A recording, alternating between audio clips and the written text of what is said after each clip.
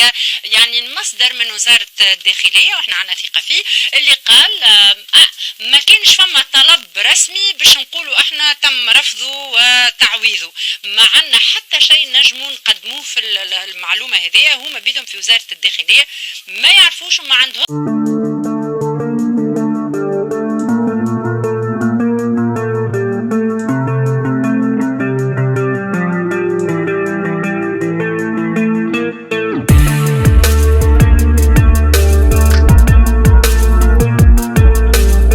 السلام عليكم خوتي وخواتاتي، مرحبا بكم معنا على قناتكم NFM نيوز. في هذه الحلقه جبت لكم فيديو على الاعلام التونسي مرونها في البلاطو، كيقول علاش قطر عزلت الامن الوطني المغربي على الامن ديالنا التونسي. وواحد المحلل التونسي اللي ناض ورونها وقرب لها في البلاطو تحصروا علاش تونس ما عندهاش جهه وما عندهاش العلاقات مع الدول كما المغرب. المهم اخوتي غادي نخليكم تفرجوا في هذا الفيديو هذا وتخلوا لنا الاراء ديالكم في التعليقات حتى الفيديو اخر ان شاء الله بحول الله. مع السلامه. آلاف الأمنيين يعني plusieurs milliers de policiers déployés au Qatar pour le mondial 2022 وأنه رسمي قطر تتخلى عن الأمن التونسي وتعوضوا بالأمن المغربي لتأمين نهائيات كأس العالم. صحيح ولا مش صحيح؟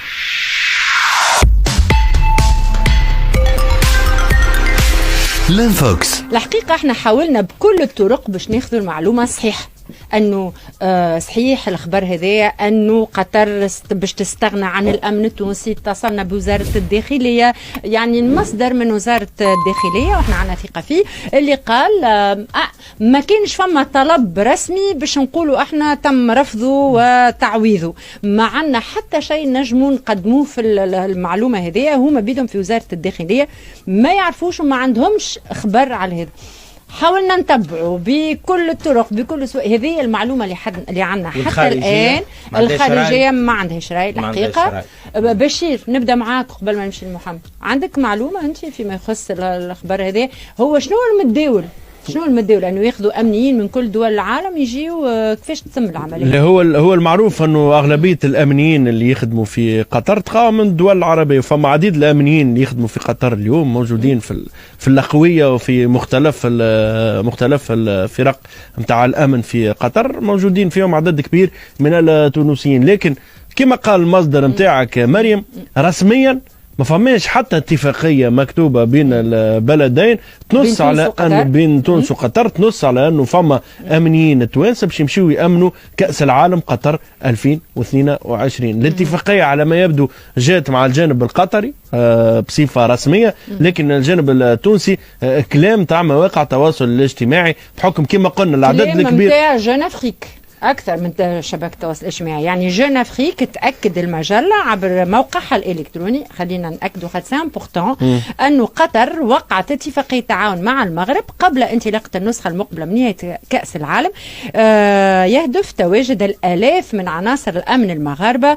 هناك للمشاركة في التغطية الأمنية لهذا الحدث الكبير. أي كلام تاع جون أفريك نحكي على الجانب المغربي، نحكي على الجانب التونسي. الحضور الأمني في قطر من الجانب التونسي كلام تاع مواقع التواصل الاجتماعي، لكن رسميا عمره ما كان فما حتى شيء من هذا القبيل. احنا مشينا في التصور هذا كما قلت لك بحكم انه نعرفوا انه عديد الامنيين التوانسه اللي يخدموا في قطر موجودين في قطر، دونك كان ممكن من الاجدر الاستنجاد بامنيين التوانسه مش لتامين كاس العالم ككل، لكن باش يحظوا ببعض الامور اللي باش يهتموا بها في قطر. محمد لا سامحني بشير، مانيش موافق حتى طرف في هذا. الحكايه مش رغبه تونسيه في انه ندبروا بعض البلايصات هيك نخدموا بوليسيتنا في قطر.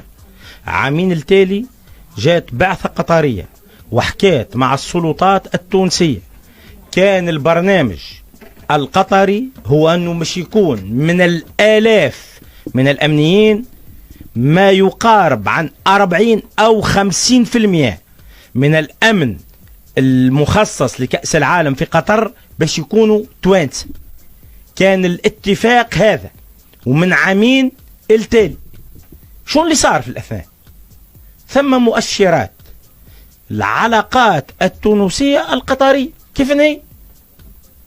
كيف هي نهار اللي التلفزة الوطنية والإذاعة الوطنية عدات الندوة الصحفية متاع هيئة الدفاع عن الشهيدين شكري بالعيد ومحمد البراهمي، وصار خلال الندوة اتهام مباشر وبالاسم لمدير عام شركة أوريدو بالاسم اللي هو ضالع مع راشد الغنوشي. الحكاية فيها اتهام بالإرهاب. أنا رأيي قلت لهنا وتسبيت على جاله، تسبيت عليه، قلت شنو تربح تونس كي واحد معنى بلاصة في بدنك ما تاكلكش ما تحكاش. اش ما جبدنا فيه، اش ما جبدنا فيه. السيد من عائلة قطرية نافذة، اخواته عمه وزراء وناطقين باسم وزارات، تجي انت تجبدوا بالاسم. شو ربحت؟ ربحتش حاجة، ما ربحنا حتى شيء. كان ربحنا حاجة تفضلوا قولوا لنا عليها. شنو المؤشرات اللي تدل على انه ثم برود في العلاقات التونسية القطرية؟ وقتاش؟ بعد 25 جويلية قطر شريت اوتيل المرجان في طبارقة، كان المفروض انه تعمل فيه اشغال تهيئة وتوسعة، وقفت كل شيء. اشغال اوتيل السيقال في قمرت وقفت. شو معناها؟ شو معناها هذا؟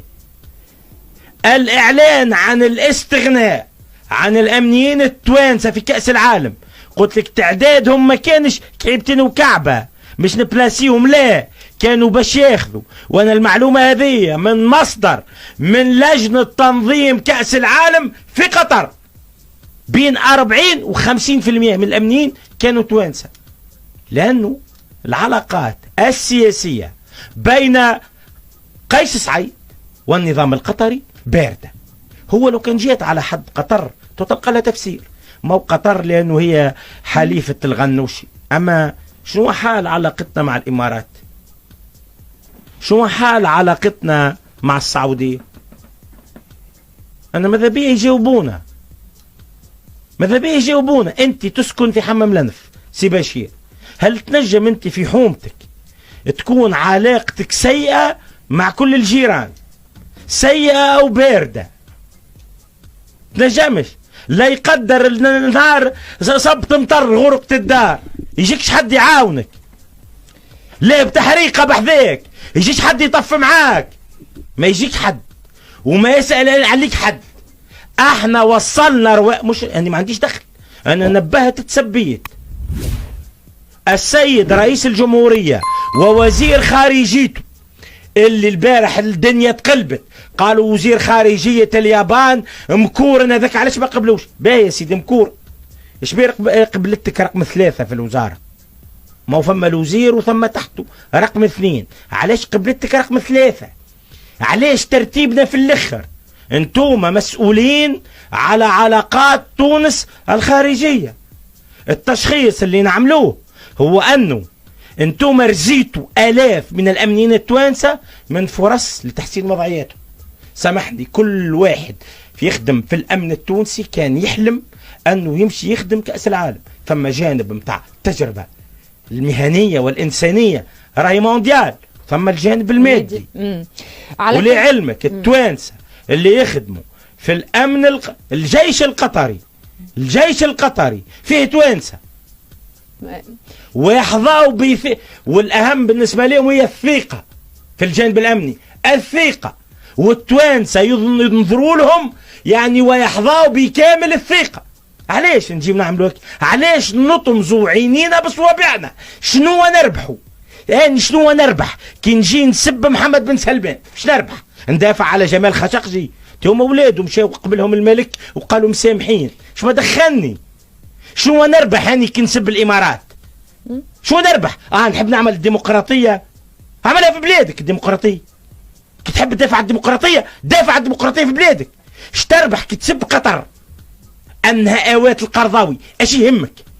ايش يهمك؟ القرضاوي هنا عندك في تونس برمشي يعتصم مع عبير موسى. انت تو باش يتهجموا عليك؟ كي تهجموا اللي عاطيني حاجه نعاودها، اللي عاطيني حاجه ياخذها. الدستور الحر لانه يقول ما فماش مسانده لموقفه. انا قلت يمشوا، لا انا ما مانيش ضد الدستور الحر في هذا، يعني انه اللي هو ضد هي اللي هو فرع يتفضل يمشي ونشبع عبير موسى وحدها. اذا انت ضد القرضاوي برا امشي اعتصم غادي، ارفع قضيه بالمركز هذايا نتاع الاتحاد للوضوء والبص بس يسكروه، ارفع بقضيه. شو ربحنا؟ ربحنا في الاخر سكرنا ابواب نتاع رزق على التوانسه. اللي عنده روايه غير هذية يتفضل يطلب حق الرد، يجي نقعدوا في بلاصتي. لا انا تو الايكا باش تدخل على الكلمه اللي قلتها، الكلمه اللي قلتها تو باش تدخل الايكا. لا كلمه نابيه، لا عاد الهيكا يظل مستواها ارقى من هذا.